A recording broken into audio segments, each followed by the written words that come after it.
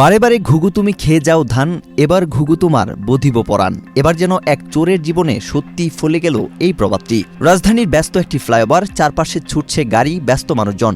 আর এই ব্যস্ততার মাঝেই একজন যেন নিজের মতো করে ব্যস্ত। প্রথমে দেখে মনে হতে পারে সামাজিক কোনো উন্নয়নমূলক কাজ করতেই ব্যস্ত তিনি, কিন্তু মোটেও না।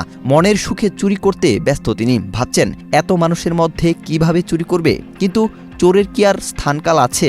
সুযোগ পেলেই চোর যে কোনো জায়গাকেই বানিয়ে নিতে পারেন নিজের টার্গেট। আর ঠিক তেমনই এক কাণ্ড ঘটিয়ে এবার হাতে নাতে ধরা পড়েছে এক চোর।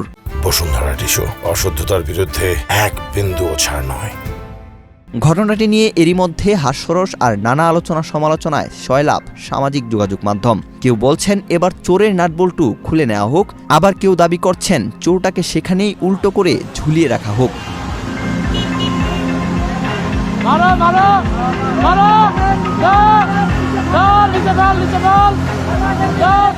সামাজিক যোগাযোগ মাধ্যমে ছড়িয়ে পড়া একটি ভিডিওতে দেখা যায় ফ্লাইওভারের উপর বেশ মনের সুখে চুরির কাজ চালিয়ে যাচ্ছিলেন ওই চোর।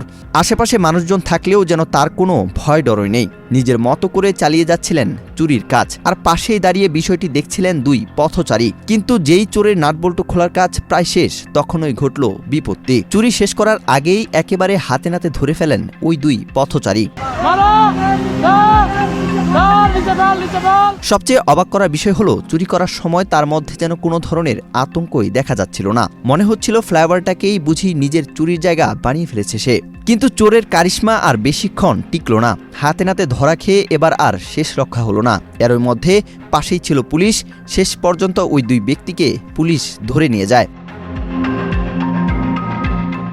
ঘটনাটি রাজধানীর কুড়িল ফ্লাইওভারে। দেশের ফ্লাইওভারে নাটবল্টু চুরি, ম্যানহোলের ঢাকনা চুরি, এসব ঘটনা এখন অনেকটাই নিত্যদিনের চিত্র।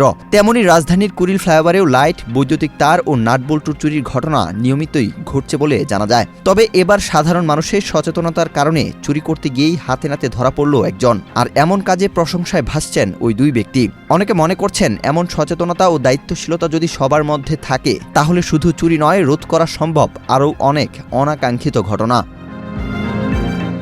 ওয়াহিদ হোসাইন জিহাদ, বাংলাদেশ প্রতিদিন।